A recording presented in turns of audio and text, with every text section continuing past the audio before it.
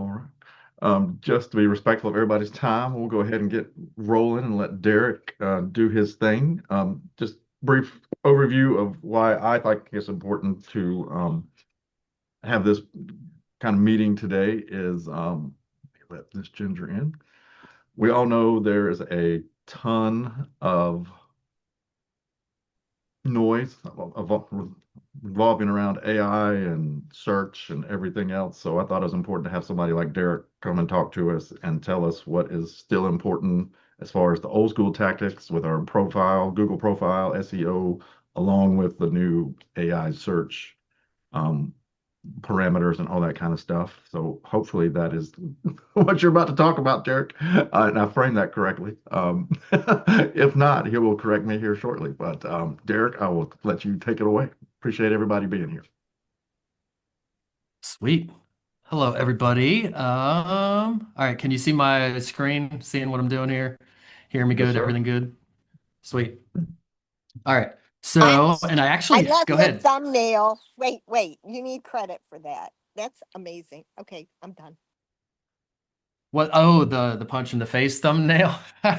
I saw it's it is the thumbnail, I guess, for I forget what the movie's called. It's on the second one just came out on Netflix, I think, and the thumbnail for the movie is always him getting punched in the face.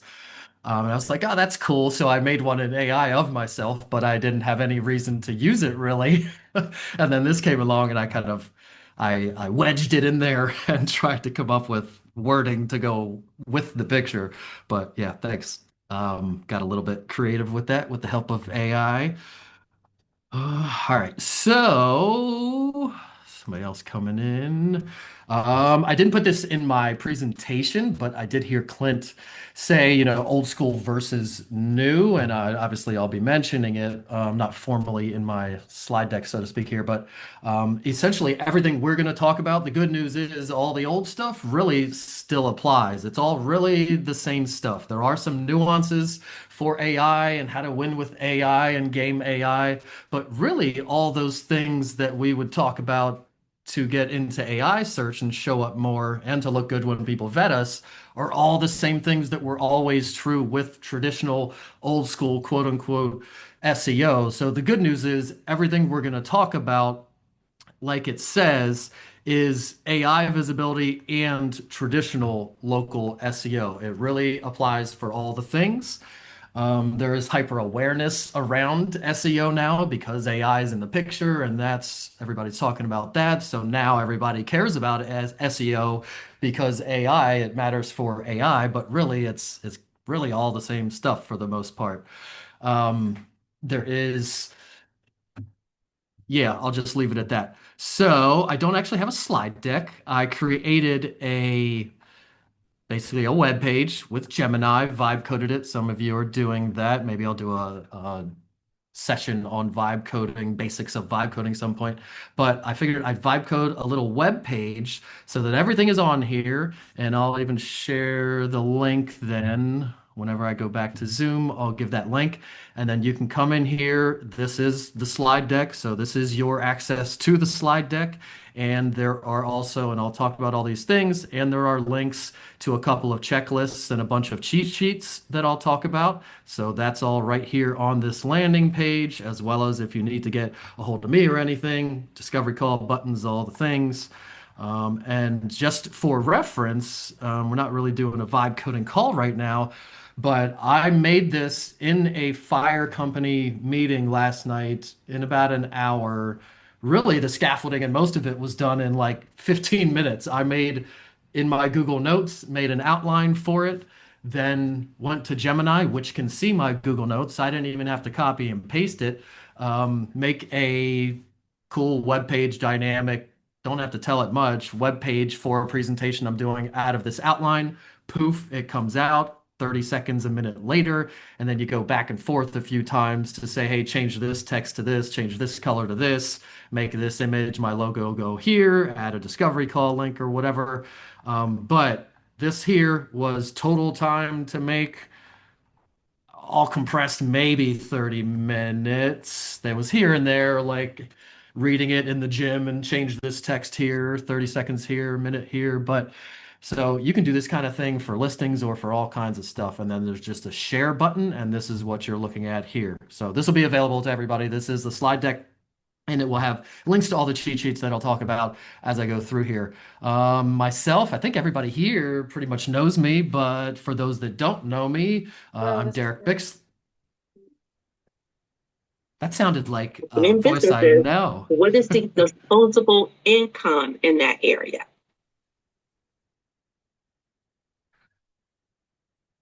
You gonna mute that? I can't even get Yeah, I back to did. Sorry Zoom. about that. All good. I'm used to Google Meet, so I don't even know how to get back to the meeting.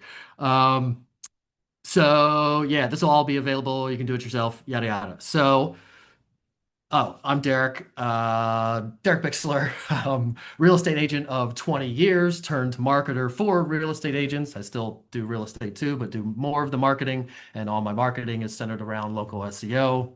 I've generated hundreds of thousands of dollars for clients over the last couple years, helped probably in the thousands at this point. People fix their Google business profiles and local SEO and all that kind of stuff. Also, a local volunteer firefighter here where I live. Have three kids, single dad, very busy doing all the things. So that's a little bit about me. So let's get into it. We're going to talk about local SEO, Google Business Profile, and AI visibility basics. And we're going to start with an overview. So, what are the main things I need to do when somebody types in Realtor near me, Carlisle Realtor? And all this also applies to if somebody, anything you do to show up in those searches is also going to make you look awesome when people vet you. So if you have a big YouTube channel or you're sending mailers or you're a door knocker or a cold caller or whatever you do that then causes people to type your name into search engines and AIs and ask them, hey, is Derek a good person to sell my house? All this stuff here is also going to help us on that end as well to get more conversions out of all the other stuff we're doing. So these are the three things that you need to start with. And obviously, there's a lot under these things, but essentially, it boils down to three things to show up more and to be suggested by AI. First, we're going to have the platforms. You need to be in all the places when the things go to find a person. If you're not out there, then you're not going to show up. So platforms we will talk about. I'll even give you a cheat sheet. There are a lot at this point, but we'll talk about that more in depth.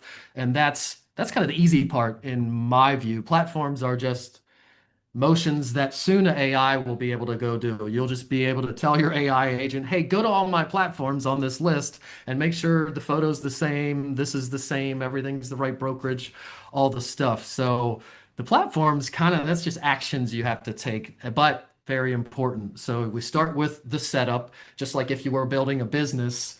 Part of a business plan, you're going to have a sheet that says we got to build all these things for this business, the Instagram account, the Facebook business page, the ads account, the website, all the things. We need to build them as part of a business plan. And before we even launch, we need to build all this stuff and Hey, have it all Derek, optimized. Go ahead. are we supposed to be seeing something else? We're still just seeing your profile. Or at least I am. Just your That's what I was going to ask too. thumbnail. Just your thumbnail. Oh, uh,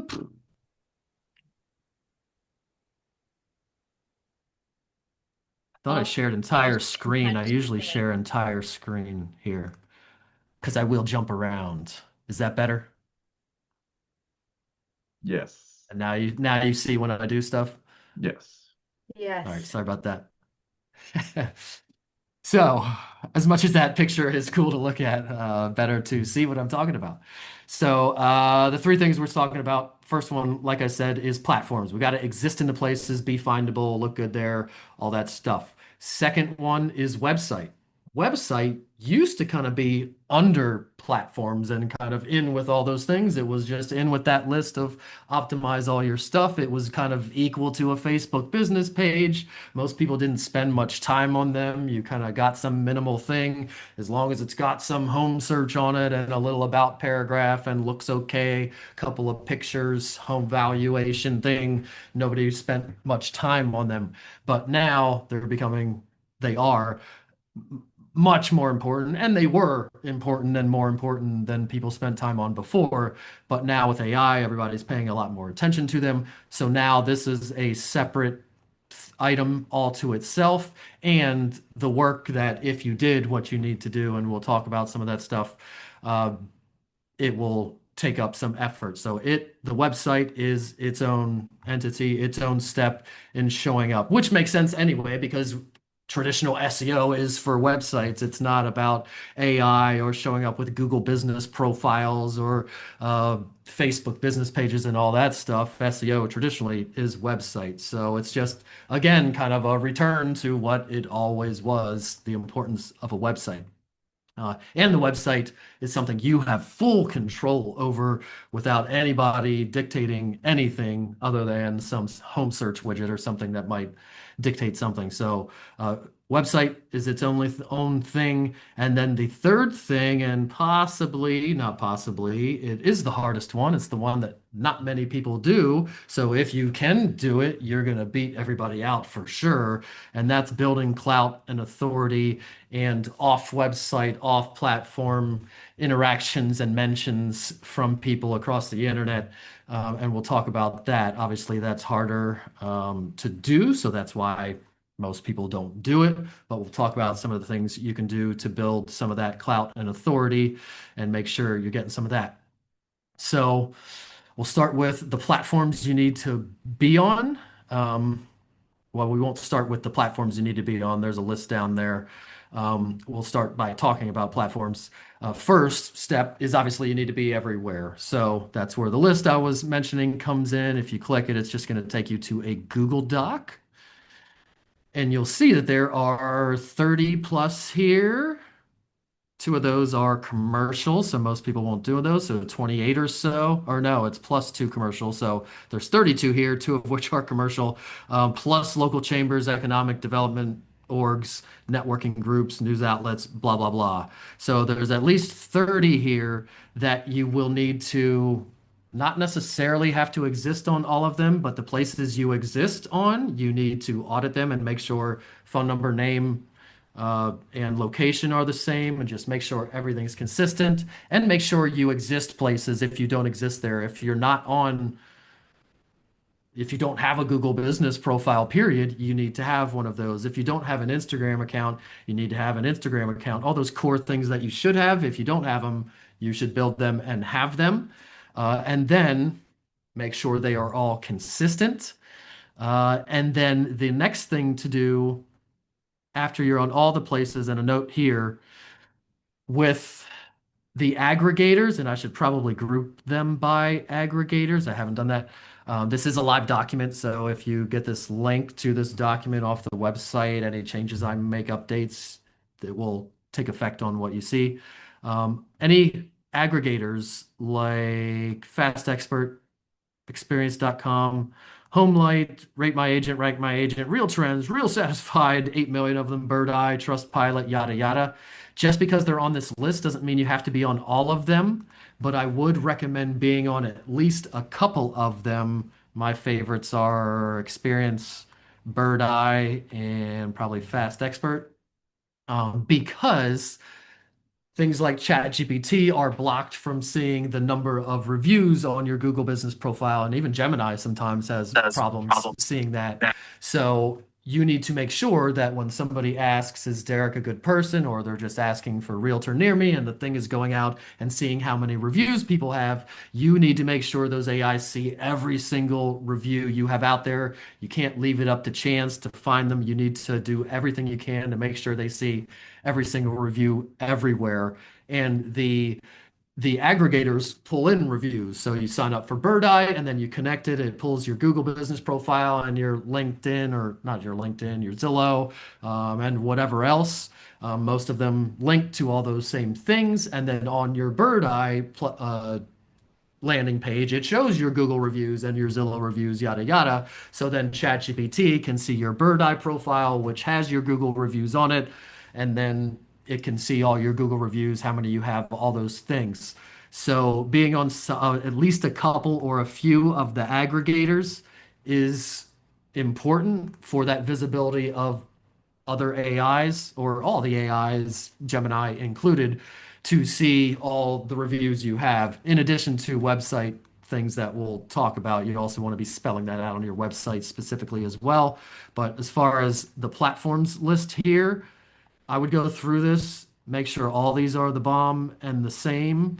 And then you don't need to be on all the aggregators. You just need to be on two or three of them, maybe, to make sure you're being seen by everything. The local chambers, economic development orgs, networking groups, those are obviously optional, but great things to be listed on. And it's kind of easy in to getting your link and your name out there in places that other people might not. Most chambers, you pay the 300 or the $500 or whatever to join, and now you can get yourself listed on the chamber website, which holds a lot of clout locally, SEO wise. Same with economic development, networking groups. Sometimes you can get listed on the website as one of the members and those kind of things, all that kind of stuff. So you can look into that if you're a ninja and want to go the extra step. So that's there. It also, I'll talk about reviews when I get to that more, but reviews are also marked here, the places to get reviews. So this platforms list should have everything you need on it. So the first step in creating all the platforms is you need to exist everywhere, and you got the cheat sheet to make sure you exist everywhere and all the stuff is consistent, which is the next thing here is staying consistent, which is pretty self-explanatory. When people go places, no matter what platform they are on, if they type your name in there, hopefully you come up very easily. They don't have to figure out which one is you. There's a headshot that looks like the same person. It's titled the same thing, all the things for human interaction. And then also consistency matters a ton for traditional Google search, ranking of your Google business profile, and AI putting together that this is the same person in all these places. The biggest things are going to be the phone number, the location, and the name. Those three things there are the big indicators that they match up to see that this person is the same person. If any one or a couple of those are different, it could throw the whole thing off. For instance, when I was at EXP, my brokerage was 2 hours away from me. I can't change that address on anything. On Zillow, it shows that address. And since my Google business profile was located here and the Zillow address was in Philadelphia, it stopped showing my Zillow reviews on my Google business profile because it pulls that in. If it sees that's the same person, it'll pull it in and show it there. But it stopped doing that because the location was different. So super important to make sure, especially the phone number, location, and name are exact, if not very, very, very close. And then obviously just for human and AI and consistency, descriptions being similar, profile image, that's the same person visually, especially for humans. I like the same exact headshot everywhere, but sometimes you want something different, maybe on your personal thing or something, but the more consistent it can be, the better. Uh, Diversify reviews. I touched on that a little bit when I was over on this doc. Google is still the biggest game in town. Google is still the place where the majority of people are getting direct business from the fruits of getting reviews. So traditional Google business profile reviews are still the main place and the main place you should put your reviews. However, Google still does, and AI also does look at all the places. Even in the past, the ranking of your Google business profile, part of it was based on your standing everywhere else. If you're on Zillow and have a lot of good reviews there, that helps you. If you have a Facebook business page and have reviews there, it helps you. And the same thing on AI. When you ask AI, who should I get to sell the house? It's going to look at all the reviews everywhere. It's not preferencing Google's reviews. It would like to know that it's going to look there, but it's going to look everywhere, including your website and all the places. So you do want to get the majority of your reviews on the Google business profile. Um, but you do want to get some reviews elsewhere. So usually what I say to people is maybe you come up with a ratio. You'd say, we're going to try to get 10 on the Google Business Profile, and then we're going to try to get 2 elsewhere. Or maybe it's like a 5-to-1 ratio. Or you have a month. March is Facebook business page review month. So everybody that gets a review request is getting a Facebook business page review request, which they don't have a link for that, but you can send them to like right to your reviews section. Um, Same with Zillow, same with Yelp. You just kind of come up with some kind of plan to get some reviews there. Again, you want a majority of them still in the Google Business Profile, but you do want to get them elsewhere. And in this cheat sheet, they are marked. So obviously, Google Business Profile, Facebook Business Page, Yelp.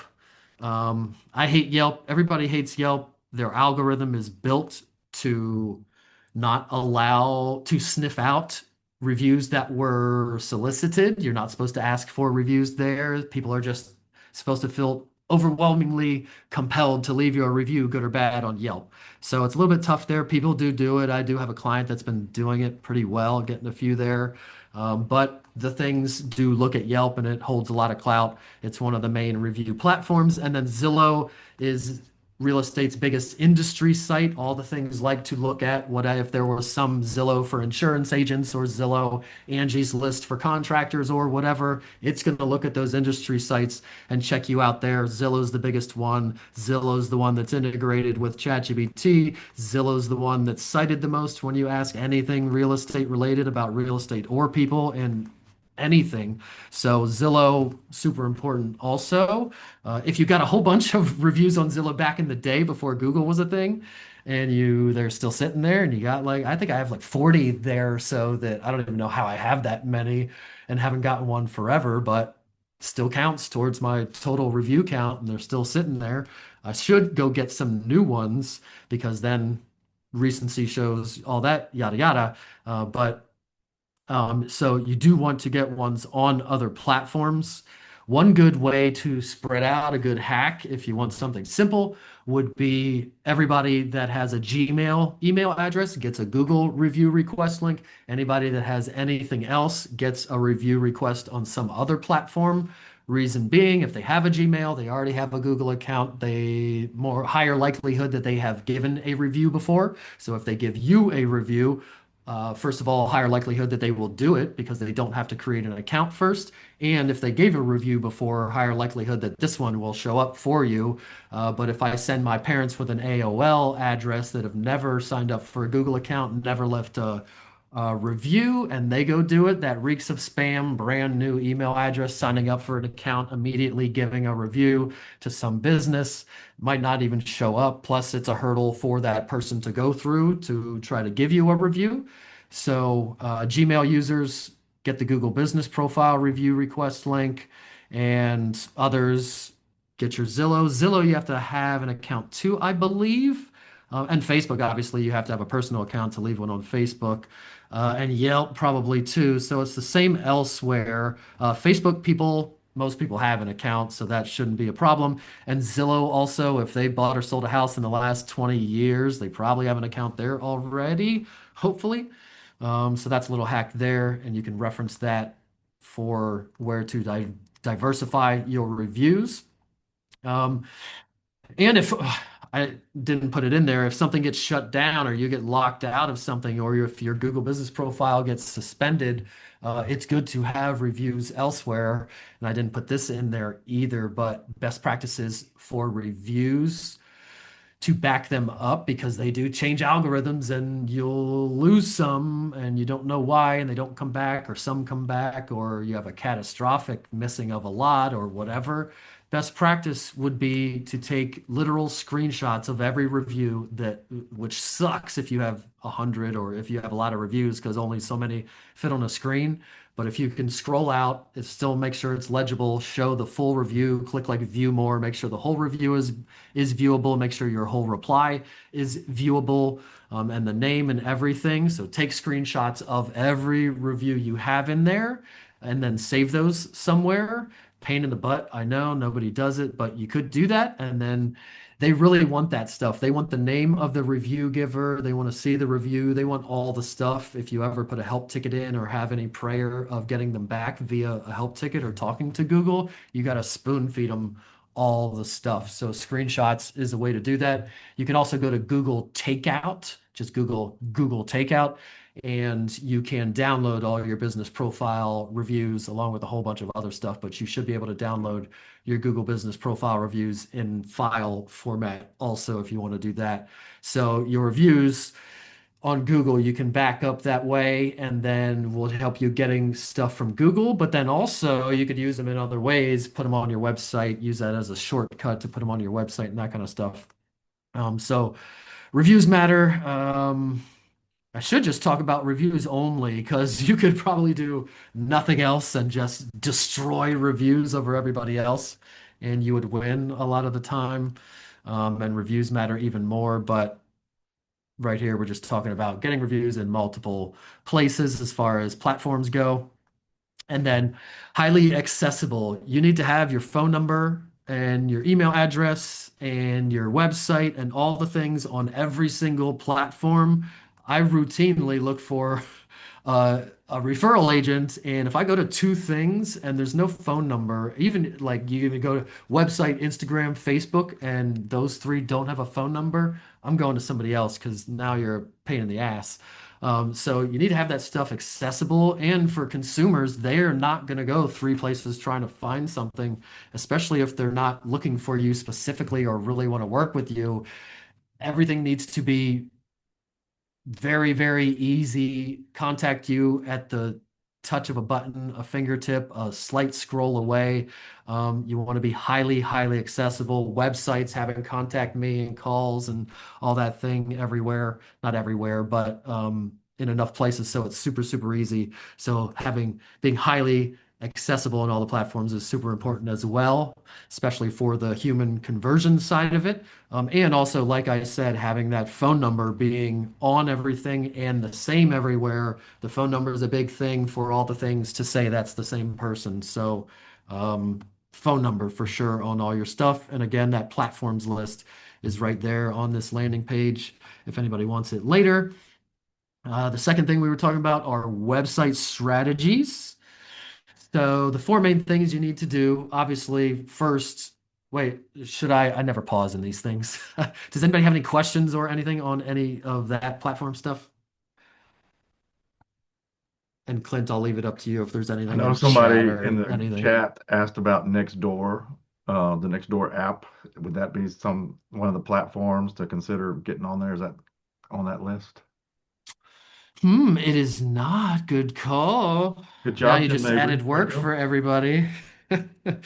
Next door. I'm surprised it's not. I feel like it is. Maybe I'm missing What it. about Pinterest? Isn't that a search engine? Pinterest is on there. I wouldn't, that would be an optional if you asked me, probably. I'm on there because I'm on everything, but I don't think that's a must. And nobody's going to work that and get business. I've never, maybe a couple people, but you never hear it in a room. Like I got a call from Pinterest. Never happens. It's Google and YouTube or maybe Instagram and TikTok socials and stuff too. But Pinterest is on here, and if you are there, you should check it because it does get neglected. Make sure it's you, make sure it looks pretty in case it does show up for somebody. And now Nextdoor is on here. Nextdoor is a tricky thing, and there's two ways I suppose you can be on there. You can be on there as you as the person that lives in the neighborhood, or you can also build a business profile there. And I do have a business account on Nextdoor. I've run ads there. I never really got anything out of it, but I never put a ton of work into it either.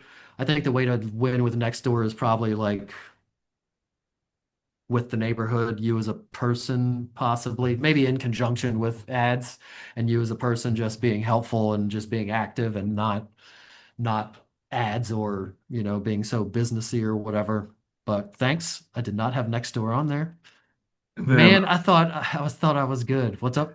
I was going to say, the question I had was I've never heard of, and maybe I'm living under a rock, Apple Business Connect. What is that? Yes, Apple Business Connect and Bing Places are both facsimiles essentially of Google business profiles on those respective platforms. Easy to find if you just Google Apple Business Connect or Bing Places, should be able to click through and add yourself to both of those. Bing Places should be pretty easy because it will sync with the Google Business profile. You can just say sync with Google Business profile, name, phone number, sometimes photos. You can also add photos manually, hours, most of the settings and everything. There are some optimizations you can make afterwards, but the bulk of it will just be synced with your Google Business profile, and then changes should sync eventually. Also, usually takes a little bit of processing, and then you'll get an email that says, "Good news, you're now on Bing Places," and there's not much of a verification now. There used to be a postcard that never worked, and then there was also a text thing that their verification process never worked and sucked, and then they kind of changed it, and now it's this new process that hopefully works the way I just described it, but could change. So Bing Places shouldn't be too bad, and once you get in there, the dashboard's very similar, same kind of features as Google Business Profile. And then Apple Business Connect, same thing, except the verification process can suck because there's like three different layers of creating it. There's the company, and then there's the brand, and then there's the location, and the location is where you actually like build the profile and sometimes documentation. You do have to upload some things, and that changes, and there's no help system for Apple Business Connect, and nobody has any videos on YouTube about Apple Business Connect, and there's no community that anybody knows anything about it. So that is sometimes the worst, worse than Google Business Profile. However, you might do, some people do have an easy time signing up for it. So you could give it a try. But those two, yeah, facsimiles of Google Business Profiles. More important is probably the Apple one because they are expanding services like Google Workspace. They now have Apple Business, I think it's called. If it's not out now, it is coming, which will be similar to Google Workspace. They are also bringing ads to Apple Maps. And they got this Apple Business Connect growing, and I'm sure Apple Maps ads will probably connect to Apple Business Connect or something. If somebody has an Apple phone and they have not deliberately downloaded the Google Maps app, then uh, and they're on the Apple Maps app and they Google a realtor, if you're not don't have an Apple Business Connect profile, you might not show up. I say might not show up because if you have a Yelp profile, sometimes they'll pull from Yelp and pull them in. They definitely don't just pull in Google business profiles. And then another note, and it's noted here in blue next to those two, that they don't have their own review system. Very costly, a lot of regulation, yada yada, with review systems. So far, those two don't have them. They pull reviews typically from Yelp and Facebook business page to show on those profiles. So that's another reason why you need to expand your reviews to these other places to help these two until if they get their own review systems, which probably be a long time from now if they get one. So yes, those are two things you could that most people are not signed up for. You'd be early adopters if you did that thing, possibly. Anybody have any other questions on the platforms? Sweet. Were we a little past half? That's good. Really, the Google Business Profile specific stuff was kind of like icing on the cake. The broad stuff was what I was trying to get through, so I think we're doing good on time. Website stuff, basic SEO.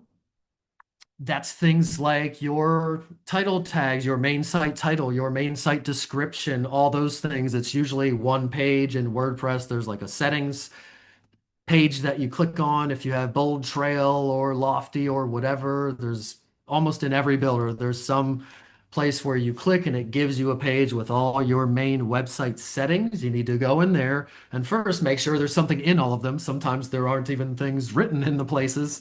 So make sure there's something in every place. If there's some button in there that says like SEO settings, click the SEO settings and give them whatever should be there. If you don't know, go to AI and ask it what should be there.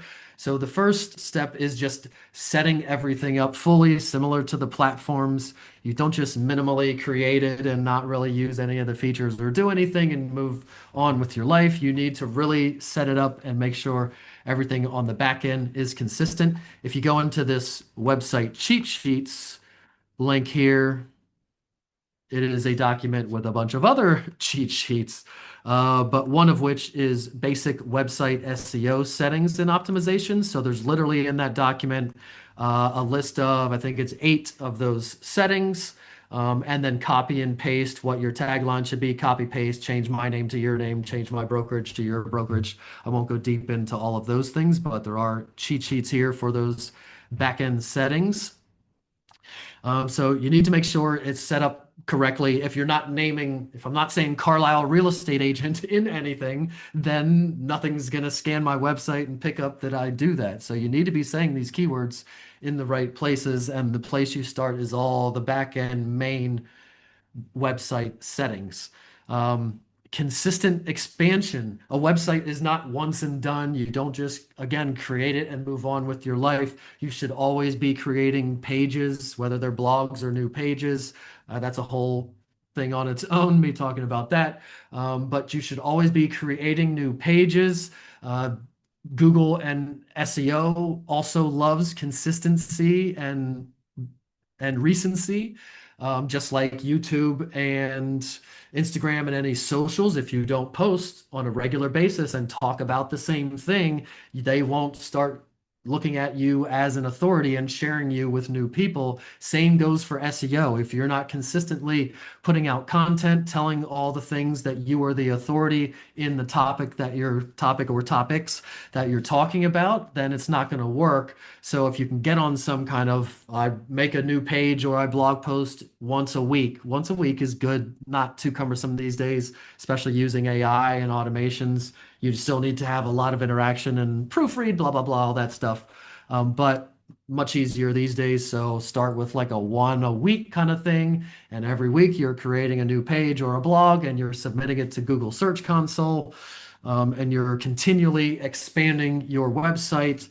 And then also the next one, refreshing pages also. Pages are not once and done. If you make a service area page, an ultimate guide to everything you need to know about moving to or living in Carlisle, Pennsylvania, that's not once and done. If I see a resource somewhere, like recently I saw, forget where I saw it, but I think it was an email or a social post or something that our county now has an interactive map that tells you all the land development plans submitted, which is fantastic. I was like, what? And it works. It's fantastic. I don't know. I'm assuming they're all on there and it's correct. I don't know. I think it was from the county. But anyway, an interactive map, that's fantastic resource to be on that site. So anytime you see something like that, that's an opportunity to go back to that page and add something to it. All right, I'll add a section for resources and add this as the first link. Maybe I'll think of another couple resources I could link to right now. And now I have another section that adds more words and external links to my page, which are both good, but also for humans. You don't just want to make a bunch of pages that suck. And when a human gets there, it sucks and they don't like it. It can't just be a bunch of SEO, keywording, and all my back end stuff is structured the right way. It also has to be good for humans and keep them there so that they hopefully call you and so that they don't immediately go back to the search results, because that's a bad signal if they bounce or go search again. So page refreshing, really important to keep working on pages. Also, search engines like to see that you updated a page. Or one of the things I update purposely every year is a lowest tax rates in Cumberland County, Pennsylvania. And then every year I change it to 2026. And I get the new millage rates and I have screenshots of the 2026 millage rates. So if somebody Googles Cumberland County real estate tax rates, I forgot to update it this year until a week ago, I think, actually. So I don't know if it shows up for that right now. But usually it ranks pretty good, and that's a better performing post of mine is those kind of resources. But that's a good example of something that you could update purposely every year. And the search engines like that kind of thing, or on your service area pages, like I was saying, expanding, adding sections to them. So don't be afraid to even, it's too much work for me to create all these pages. Well, create it minimally and then start adding a section to it. Right now, it's just like a paragraph and a picture. But next week or 2 weeks from now, I'll add a reviews section and then I'll add some kind of interactive map or whatever.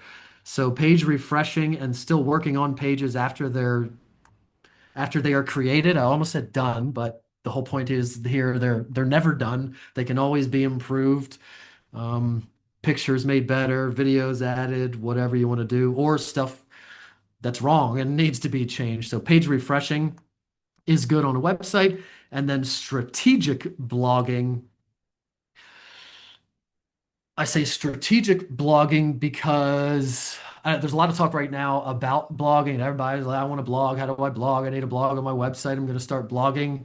I think everybody needs to take a step back and slow down a little bit. Most websites have probably a good 10 core pages that they don't already have that should be core main pages that they don't have that they should make and optimize before they should start blogging or making random, here's how to utilize throw pillows and staging. And then the next one is here's a first time buyer checklist. And the next one is how to pack for a downsizer. And it's just kind of these random things and they don't get any traffic and they just go back in the ether and die and they're not linked to anywhere on your page, yada, yada. What you really want to do is build out all your main core pages and then build trees of content that relate to each other. So, for an example, most people have a website and you've maybe got a section that says service areas and then it lists some. 3 to 6 probably. Each one of those service areas should have a service areas page. Many don't. If you already do, then win for you. And I would start obviously with the most important one. So you start with maybe just a home page and with the service areas, and it lists them all out in a picture. And then next week, I create a Carlisle, Pennsylvania Ultimate Guide service area page, whatever you want to call it. There are prompts for creating these pages in that website cheat sheet if you want them. Create that page, and then off of that page, the way you make more pages, blog, so to speak, I would still make them as pages. They could be blog posts, but I would still make them as actual pages. Is on the service area page for Carlisle. It's going to have all kinds of things, the government, how it's structured, I don't talk about schools, but the climate, the things to do, yada, yada, all the sections. Then, so you have that ultimate guide with maybe a paragraph or two for each thing. Then you make a page for each one of those sections. One for things to do gets expanded to a whole page about things to do. Then on the things to do page, hiking and outdoors section gets a whole page about hiking and outdoors things to do. And then hiking and outdoors things to do. Maybe one of the things is hiking White Rocks Trail, and then that gets its own page. So I don't just start with a blog post about hiking at White Rock Acres Trail and rock climbing, whatever. I start with the main core service page, which relates to and links on the main page. It's a main core page that everybody should have. And it's in your main menus and all the things. So all the things see it as important. And then you eventually get to it. So if you wanted to talk about throw pillows or staging, you would probably on your listing services page, there's going to be a section that says services, and then you've got like drone photography, professional video, blah, blah, blah. Staging is maybe one of them. And then that can link out, read more about staging or whatever. And then it goes to a whole page about staging. And then on that whole page about staging is a section about utilizing accessories. So then utilizing accessories for staging becomes a whole page. And then on that page of utilizing accessories, there's a section about utilizing throw pillows in staging and accessories. And then that's how you get to that throw pillows blog post, or so to speak. So I really want to urge people to take a pause with the blogging. I'm not saying not to do it, and if that's all you're going to do, more words and more pictures and more original content is better than not. But if you can be a little bit more strategic about creating the pages that you're creating on your website and your blogging, and be more intentional about it, it is a good thing. A lot of people are making guides with Gamma these days, and every time I hear it, I cringe, which is great. We should be. That's a great thing to make. However, why put it on Gamma? Why wouldn't it be Why wouldn't that be your service area page? Just a bomb ass guide page that you work on over years. That's just like, if anybody goes to it, there is no other page on the planet that has more resources, more links, more videos, more photos, more everything, more information, more words, more properly structured headings, all the things out there in the universe. So I would work more on the core pages that matter more and then get down to that minute detail in the end. Obviously, you're going to start with the things that are most important to you. Maybe it's service area pages. Another bolt on is if you have a FAQs section on your website, that's a good one too. You have the FAQs right there. The FAQ could be its own article, so that relates it to your website. It's linked to, it's not just this orphan blog post out there in the ether. So strategic blogging, or I should probably AI made all these headings. So that's one I maybe would have changed to strategic page building and maybe blogging. Um, and again, in the checklists cheat sheet, there are prompts here for service area pages, those ultimate guide pages that I talked about, for FAQ pages, and if you want to do like newsy kinds of articles, that's what I personally would use the blog for, because those are kind of newsy and they're highly dated, and all the things see them as kind of a very dated thing. And unless it gets a bunch of traffic and people are looking at it and loving it all the time, and you're linking to it and all the things, they just kind of let it go into the ether and de-index it even a lot of times. um, so maybe using it for kind of what it's meant for a little bit more, news or something like that. And that stuff, if it fades into the ether, that's fine because it was news. And of course, if I'm doing it, I already know it's fading into the ether because it's news and nobody cares tomorrow. But there are prompts in there to do articles about last week in, and you could also use the same prompts probably to do what's happening next week in Carlisle, Pennsylvania, or whatever. So that's websites. Set them up properly, do all the settings, don't shortcut it. Consistent expansion, just like every other platform, consistently creating new pages, also refreshing pages. It's not just a once and done thing. And then strategic page building and or blogging, which goes with the consistent expansion item. And again, cheat sheets are in there. Any questions about website stuff? Obviously, there are minute or more details that could be gone into there, but cool. Clout and authority, the hardest one to get, but the one that can take you the farthest because nobody else is doing it. So we talked about the platforms. That's kind of easy. I have a list now. I can go to all these places. I can upload my headshot to all these places, copy paste my description. Um, Phone number, everything's matching. Kind of a monkey could do it. That's easy to do. Takes work, takes time, obviously, but somewhat easy to do. Website, again, a little bit more complicated, but it's just a thing I control, I highly control and can do. So that may take some time, but not all that hard to do, or a website person to do for you, or whatever. But this one is definitely harder, which is why nobody does it.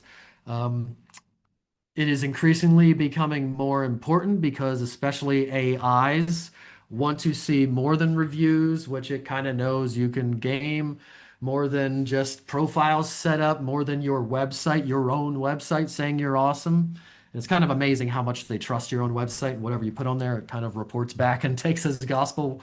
It doesn't know if it's true for now, but it doesn't just kind of trust what you're putting out there. It also wants to see other people talking about you and your brand. And the more you can get that to happen, the better. So, some clout and authority signals that you can generate, try to generate, are mentions. Things like people mentioning your name on their website, press releases, news articles, guest blogs. You write an article on somebody else's blog, maybe an inspector's website, you write a guest blog post about how inspections relate to the home purchase process. And then you have an article written by you, so you have your name on there, and you've also linked back. So now you have a backlink to you. So you technically have a mention, so to speak, on their website. Same with press releases. If you do commercial, that's an easy thing to get out there and get in the press and onto the local news websites. Pretty much any commercial deal here, if you send in a press release, they might condense it into almost nothing, but your name will be in there for sure. So, press releases, getting into things like that, people just name dropping you, even Reddit and threads like that, you'll hear people talk about. If there's a thread about Carlisle moving to Carlisle, Pennsylvania, and people are mentioning me in there, it's going to pick up on that and report back about it. So, being mentioned out there and getting people to mention you. And you can obviously guest blogs. There might be a prompt in there. There's a prompt out there I have somewhere for guest blogging and how to ask people to do it, and it'll write the blog for you and everything so that you can kind of control press releases. You can kind of control maybe news articles a little bit harder. Here locally, we've got sections in some newspapers that are like cool spaces, I think it's called. And if you have a unique property and it seems unique to that writer, he will do a story on it. And now I have an article about one of my listings with quotes from me in there, my name in there, my phone number on there, my URL, my website on that news article. So if you can get your name out there mentioned in places and places also like Reddit or community threads, that is good. And reviews probably would also go in the mentions bucket. It's looking at reviews. Those are clout and authority signals. However, like I said, it likes to look at things other than reviews as well. Brand queries, meaning people purposely looking you up. So if tons of people are going to Google and typing in Derek Bicksler Realtor, Google's going to think, well, everybody is interested and likes Derek Bicksler Realtor. Everybody's looking him up, must be popular, must be doing something right. So we're going to give him some more SEO authority. Maybe the Google business profile ranks better, maybe my website, maybe both. So getting people to look you up are great signals, which is why layering works. People that only, like me, I'm failing somewhat. I still get some stuff, but I don't do as well as other people because I only do the Google SEO stuff. I don't do anything else, but that only works to a limit. I don't have a big YouTube channel, or if I was sending mailers or doing tons of open houses or getting tons of referrals or community events or whatever you're doing that causes, again, people to go and vet you and type your name into Google. If you're not doing any of that stuff, it's not going to happen. So that's why layering works. You're doing all those things. It causes those brand queries to happen. And then all the things look at that and say, hey, people are interested in this business. So when people just ask for just realtor near me, they're going to say, hey, Derek, everybody seems to like Derek. Everybody's looking him up. Maybe you want this guy. So brand queries are important. And that you could game that, obviously. And it does work to game that if you do it far enough removed that it doesn't seem like it's you, yada yada. However, at the second you stop doing it, it will stop working. So you really just want to be doing all those things that trigger people to be looking you up and vetting you online and typing your name into searches and AIs and things. User signals. This means when people come to your stuff, like I was talking about before, if they come to your website and bounce real quick, that's not a good signal. If somebody clicks the call button on your Google business profile or your local services ads and you don't answer, or even if you do answer and they go back to the search results and type in the same thing and then call somebody else, that's not a good signal to Google. So user signals matter a lot, especially if somebody's using a Chrome browser. That's Google. It's watching everything people do. Analytics, Google Analytics is on like every site on the planet almost, it seems like. They see all that kind of stuff. So they are reading what people do in the searches and the AI overviews in all the stuff. So you really need to be paying attention to, like I said, not just putting out complete garbage. We're using AI. Hopefully, AI is just making it better than we would have put out, and it's not just AI is the entire thing. Um, yeah. So user signals, because AI stuff, and at least get rid of the M dashes. Um, user signals matter. So people staying on your stuff and not bouncing immediately. Local services ads, that's a terrible thing to happen if you're running those. If somebody calls you and then they immediately go back and click to call somebody else, that is a bad thing. But also true of websites and things like that. Um, so that is, in a nutshell, clout and authority, the third thing that you need to do, possibly the harder part that you need to do, but definitely worth it if you can do it. Does anybody have any questions or anything on that part? And that's like exactly where I wanted to be, getting through the overview.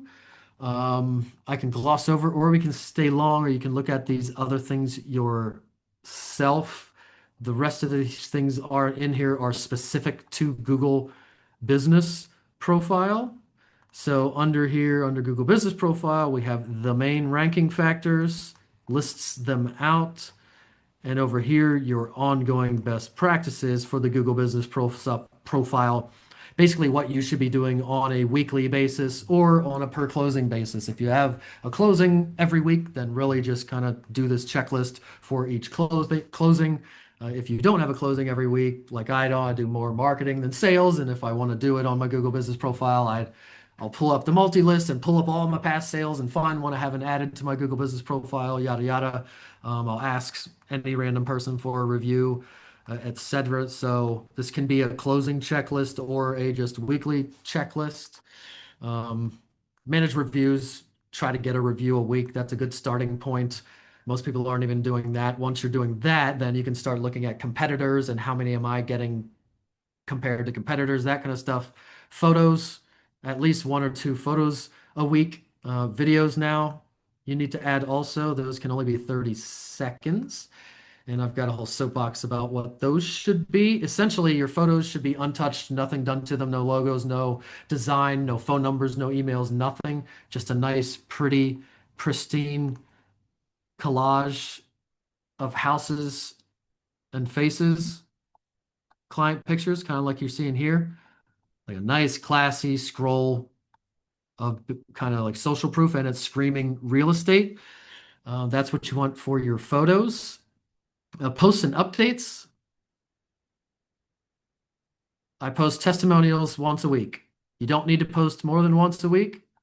And testimonials work great for 2 reasons. They're brainless to do. They take, literally, I could do it in 5 seconds. Add quotes, paste, type quotes, paste review. Brian, homeowner, I'm not even wasting time. Home buyer, home seller, doesn't matter. Doesn't matter for SEO. Filling up all the characters doesn't matter for SEO. Don't waste your time. Call now button always, because we don't want to send them down a rabbit hole, even if it's your own rabbit hole. You don't want to send them somewhere. They're here to call somebody right now. So we want to convert them right now and make them call us right now. So maybe you're linking out here and there, but usually just a call now button. Please keeps it simple also. You don't have to find the link or whatever. It's just call now button. So 3 seconds, find the review, paste it in there, Brian homeowner, and then I've got a image that I use that I just changed like 2 words in the image on Canva, download image, and done. So, and one a week is enough. So you don't need to overthink the posts. More than once a week is overkill, and anything more fancy is really overkill as well. They will also pull these images sometimes up into your photos section. So they'll be scrolling your photos and it'll be like pretty picture, pretty picture, pretty picture, awesome, diligent, professional. Pretty 2 days ago, it loves to put recency labels on things. Pretty picture, pretty picture, pretty picture, professional, did a great job, says Debbie 8 days ago, pretty picture. And it helps convert a lot. So I love the testimonials because they help convert like crazy and they're brainless to do. It takes no time at all. So that would be your updates portion of the best practices, and then checking your settings. When I'm in here every week, making my post, which would be post, add post, and then update. When I'm in here doing that every week, I'm also going to click edit profile, which are all your main settings, and I'm literally going to scroll through it that quick. That does two things. It gives a record of Google knowing that I've been in my settings and all my stuff's correct and we can trust this business. They're on top of all their stuff. And if there are any suggested changes, maybe your hours differ on your website or your phone number differs on your website and it scanned it and it wants to change it here, there'll be a thing that says, hey, we want to change it. And you can say okay or no to it or whatever. But if you don't attend to it, it might make the change for you that you don't want, and that's a bad signal. That shows Google you're not on top of your stuff. They probably also sent you an email about it that you didn't respond to. So every time I'm in here doing other things, I'm clicking that and I'm literally just scanning it that quick to make sure there's no call outs. It's obvious. It says change uh, requested or suggested or whatever. So you want to do that on a periodic basis at least once a month, if not, I mean, it's easy to do once a week. If you have your checklist and do it, it should take you 5 minutes to do your complete Google Business Profile checklist. And then same thing with services. Those two tabs are your settings tabs. The edit profile and the edit services tabs are the main settings. The rest are bells and whistles. Doesn't mean they don't matter. Obviously, reviews matter a ton. But the rest is bells and whistles. So those are the two settings. So I do the same thing in edit services. I just scan it as quick as possible, and I'm done. No problems in there or anything. And there's a little bit extra, but that's essentially all you need to do there. So now Google has a record that you're routinely in your settings and everything's correct. If there was a change or a new feature, like in the attributes, the parking that was new recently. So if there's a new feature and you didn't see it and didn't address it, you're not, number one, you're not utilizing it. And also you're telling Google you're not on top of your stuff. So parking also no, not amenities. Does mine not have the new thing? Huh. There's a new one. Whatever. I'm not seeing. I won't waste time explaining it. But anyway, you want to be going in there and checking those things. So that's the last one on the best practices. All these are pretty self-explanatory as far as the main ranking factors. Your name matters. The way you should structure it is here. And keywords matter in your name. They matter nowhere else on your Google Business Profile as far as traditional search goes. Like meaning the words I put in my name help me show up for those words when searched more. But in my description, in my review responses, in my updates, in my product descriptions, all those places, keyword stuffing and using all the characters generally does not do anything for you, which is why you heard me say don't waste time on it. But in the name, it does for sure matter. So we want our name there, obviously, because that's who you are and you want to show up when people Google you. And this could differ for a team or an agency or whatever, but for the agent, then realtor or real estate agent, whichever one you want there. And then you definitely want your brokerage at the end because you get more views because people Google brokerages also. So that's your name, location. You got to choose because you rank in proximity to where you're sitting. So if you put your Google Business Profile at your office, which is an hour away from where you live, and you want to rank where you live, you should probably put your Google Business Profile where you live. And there are some nuances to that, but what you need to, the takeaway is location. You rank in proximity to where your Google Business Profile is sitting. Obviously, with AI, it can differ, but with traditional Google and Google Business Profiles, that's the way it is. Categories, make sure you've selected real estate agent, real estate agency, and real estate consultant. Services, you just select all the services that apply to you under each one of those categories. Should be self-explanatory. Your categories and your services are kind of like switches. If I didn't turn on seller's agent services, then when somebody looks for a listing agent, I might not surface or I might be demoted or whatever. So the categories and services, definitely want to have those set correctly. Reviews, again, paramount. If you did nothing else ever and your profile was the worst setup ever, but you got 1 billion reviews all the time and replied to them, you would probably win over everybody.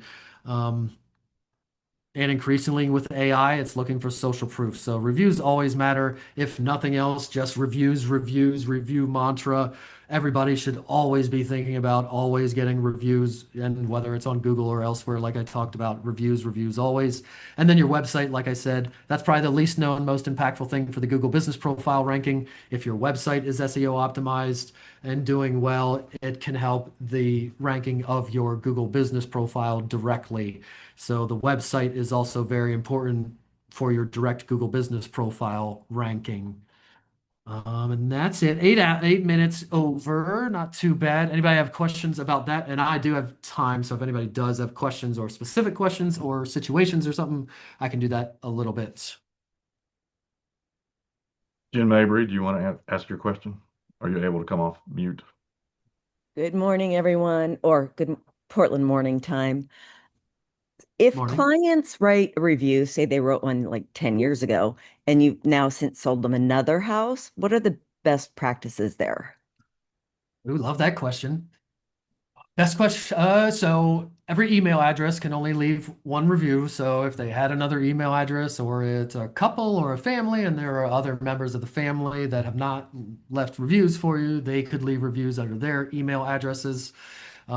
If that's not an option, you can also you can add as many photos to a profile as you want. And photos are a great signal to Google as well, because if it's coming from a consumer, because that's input from consumers. Like I said, us setting up stuff and us saying we're awesome is great, and we want to do all those things, but that's just step one. They also want to see consumers and other people with a consensus and saying we're awesome. So reviews is one of the ways they get customer feedback and public feedback. And then photos is another way. If consumers are adding photos to your profile, that's a great signal as well. So they can only give you one review, but they can always go back to your profile and click the add photo button and add photos or videos. Again, it can only be 30 seconds of a video, but they can add photos all the time. So maybe you take a couple pictures of them with their phone or with your phone or whatever, and then you just have them go to your Google business profile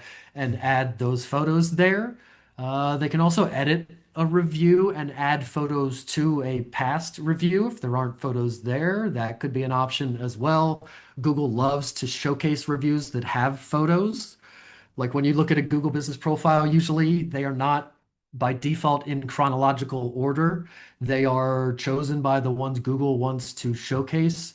And then you can filter, but they are chosen by Google, but it likes to preference ones with photos. So if you wanted to make sure certain reviews are preferenced, add photos to them, or just to get people to interact more, they could go back to an old review and add photos, or just add new photos and videos.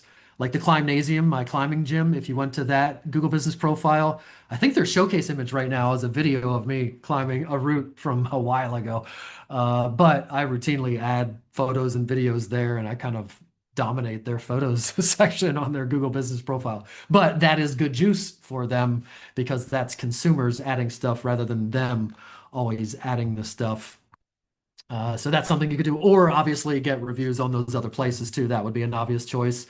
If you already have a Google review, get one on Zillow, Facebook, Yelp, one of those places. Part two, is there a way when we respond, can we, and does it help add photos? Like add their photos of their house when we respond?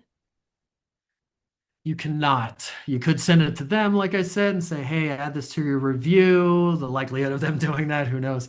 You can't. The rules with responses are there's one review and there's one reply. Both people can edit their review or reply, but it doesn't go back and forth. And like you were asking, you cannot attach anything to a response. So, and where that would apply outside of this would be a bad review. Responding to a review, you don't have to worry about it going back and forth. And now they're going to reply with some tit for tat, and you're going to go back and forth. And there's this argument thing going on in there. There can only be one response and one review, and they may go back and edit their review, but most times they don't. People do get an email when you reply to their review. So, and actually that's a good thing to do. If you haven't, first you should be replying to every review, because a lot of the ones they like to remove are ones without reviews. And Also, if it's been a while or you want to show up on somebody's radar, if you leave a reply to their review, it usually sends them an email from Google that says, "Hey, this business replied to your review." So it's a little nudge or something in their face again. So that would be good to go back to your reviews. There's even a button that says unreplied that you can look at all your unreplieds. And then with your weekly best practices, maybe you reply to one or two. I wouldn't blow your load all of it. If you got 20 to reply to, don't do it all in one time. Maybe that's, spread out that profile interact action juice by doing a couple a week. Is that good? Did I answer that? Yes. And thank you always, Derek, for being such a rock star with this stuff. It blows my mind how good you are at this and just there's so much information. So we all appreciate you. No problem. And luckily, I can talk fast now because everybody can just drop these things in their AI and get exactly what they want distilled down to whatever they want. So, Can you give um, us the link to your landing page that you mentioned that we could go to? Because I don't think we ever got that. I put it in the chat. Is it in the chat? Do you see it? I didn't see it. Or did it not go to write a message or type more?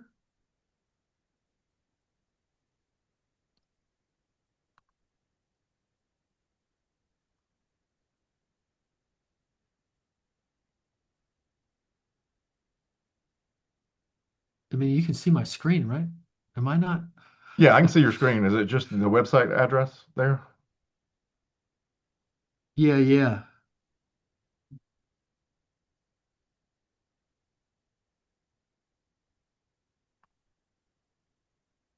Oops. Whatever I was putting in was not the chat. There you There we go. go. Perfect. Look at me, the Luddite of the group over here. Anybody else have any questions before we wrap this up? Derek, I really appreciate it. This was great information.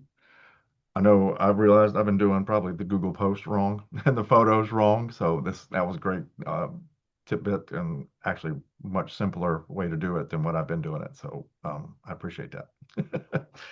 Yeah, simplify that and spend more time on reviews. Well, we appreciate everybody coming today. We'll let everybody get back to their day. You will be getting a copy of this replay along with the link to Derek's landing page as well. So if you have any questions, just reach out to us. Appreciate everybody taking time out of your day. See everybody next time. Thanks, Derek. Thanks, Clint. Thanks, You're guys. welcome. See you guys. Later. Thank Have you. a great day. Thank you.